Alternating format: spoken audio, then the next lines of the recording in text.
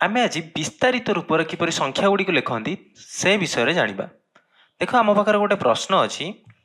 ଏ ସଂଖ୍ୟାଟିକୁ ଆମକୁ ବିସ୍ତାରିତ ରୂପରେ ଲେଖିବାର ଅଛି। ତେଣୁ ପ୍ରଥମେ ମୁଁ ଏ ସଂଖ୍ୟାଟିକୁ ସ୍ଥାନୀୟମାନ ସାରଣୀ ଅନୁସାରେ ଲେଖିବି। ପ୍ରଥମେ ମୁଁ ସ୍ଥାନୀୟମାନ ସାରଣୀ ନେଉଛି। ଏ ସଂଖ୍ୟାର ଏକକ ସ୍ଥାନରେ କେଉଁ ଅଙ୍କ ଅଛି? 9 ଅଛି। ତେଣୁ ମୁଁ ଏକକ ସ୍ଥାନରେ ଲେଖୁଛି 9। ଦଶକ ସ୍ଥାନରେ ଅଛି କେତେ? 3। ତେଣୁ ଏଠି ଲେଖୁଛି 3। ଶତକ ସ୍ଥାନରେ ଅଛି 6। ସେପରି ହଜାର ସ୍ଥାନରେ ଅଛି 5।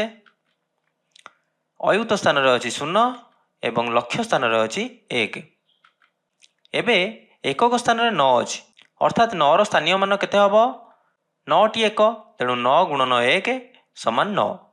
ସେପରି ଏଠାରେ 3ର ସ୍ଥାନୀୟ ମାନ କେତେ ହେବ? ଦଶକ ସ୍ଥାନରେ 3 ଅଛି, ଅର୍ଥାତ୍ 10ଟି 3। 3 10, 3 ଗୁଣନ 10 ଅର୍ଥାତ୍ 30। ସେପରି ଶତକ ସ୍ଥାନରେ 6 ଅଛି, ତେଣୁ 6ଟି ଶତକ, 6 ଗୁଣନ 100 600। ସେପରି 5ଟି ହଜାର, ତେଣୁ 5 ଗୁଣନ 1000 5000। ସେପରି ଅୟୁତ ସ୍ଥାନରେ ଅଛି 0, ତେଣୁ 0ଟି ଅୟୁତ, 0 ଗୁଣନ ଅୟୁତ ସମାନ 0। ଏବଂ ଲକ୍ଷ ସ୍ଥାନରେ 1 ଅଛି, ତେଣୁ 1 ଲକ୍ଷ 1 ଲକ୍ଷ। ଏବେ ଏହି ସଂଖ୍ୟା ଗୁଡ଼ିକୁ ଆମକୁ ମିଶାଇକି ଲେଖିବାକୁ ପଡ଼ିବ।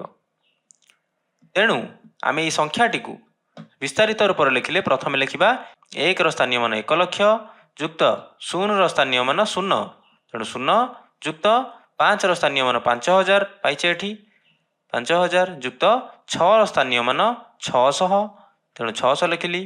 3ର ସ୍ଥାନୀୟ ମାନ 30, ତେଣୁ 30 ଲେଖିଲି ଏବଂ 9ର ସ୍ଥାନୀୟ ମାନ 9 ଲେଖିଲି। ଏହିଭଳି ଆମେ କୌଣସି ବି ସଂଖ୍ୟାକୁ ବିସ୍ତାରିତ ରୂପରେ ଲେଖିପାରିବା।